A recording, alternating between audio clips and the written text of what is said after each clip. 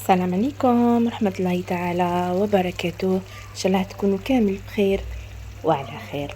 اليوم جيتكم حبيباتي بهاد الغمسة ولا هاد الطاجين ولا المهم كيما حبيتو سموه ويجي بزاف بنين ويجي حار ومجمر، روعة، يجي ما شاء الله. هذا نوعا ما يشبه المدربل اللي مرفين نديروه، ولكن كيما على بالنا المدربل يجي بالدجاج ولا باللحم ولا ويجي بالحميصه. هذا لا هذا درتو يعني اقتصادي وخفيف وتمتم يوجد. تبعوا معي الوصفه وطريقه التحضير. عندنا هنايا كميه تاع الباذنجان كما راكم تشوفوا، كنت قطعته هكا دوائر، وكميه تاع البطاطا كيف قطعتها هكا دوائر. ولكن هنايا انتبهوا كي تقطعوا الباذنجان ديالكم ما تقطعوش رقيق بزاف، يعني حنا نسحقوه يكون ملحم شويه. هذه هي. نروحوا دركا نسبقوا اول حاجه اللي هي لاصوص.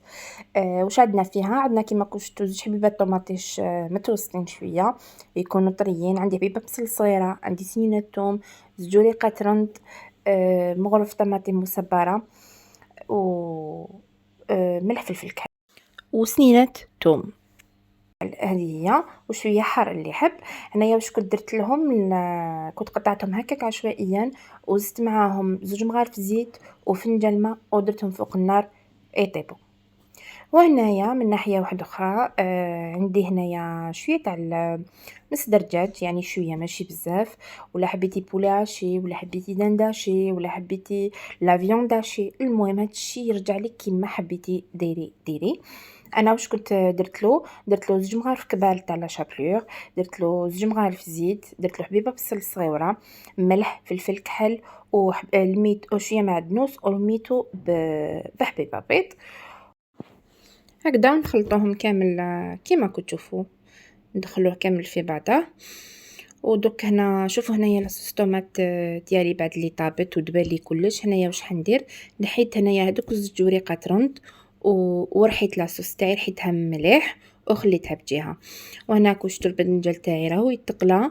ومن ناحيه واحده اخرى نروح ندير دي بولات ولا هكا كيما درتهم انا هكا في الشكل هذا، ولا المهم كيما حبيتو ديروا هذيك البولياشي تاعي. واش ندير هنايا؟ درت في طاجين اليوم، تديري واش حبيتي، مقله كبيره ولا طنيجره ولا المهم واش حبيتي ديري. المهم تكون عندك حاجه هكا واسعه، لازم تكون حاجه واسعه باش تساعدك في الخدمه ويجيك المنظر شباب. واش كنت درت هنايا؟ درت شويه زيت في الطاجين ديالي، وحمرت هادوك لي مورسو تاع هادوك لي بول اللي درتهم تاع البولياشي، حمرتهم في هذاك الزيت. ومن بعد واش نديرو؟ نحنقص ما يتحمروا وياخذوا لي لون برك، هذا مكان نحوهم ونجيب لاصوص الطوماط تاعي هكاك فوق هذاك الزيت هو هكاك سخون ونرميها. شوفوا هنا تعطيكم لاصوص الطوماط تولي لكم فيها واحد البنه ما شاء الله كي ديروا هاد الطريقه هذه. ومن بعد فرغت هذيك لاصوص الطوماط كيما كشتو. ومن بعد جبت هنايا هذاك البطاطا اللي كنت قليتها وهذاك الباذنجان اللي كنت قليته ونجو نستفوهم كامل هكذا في الطاجين.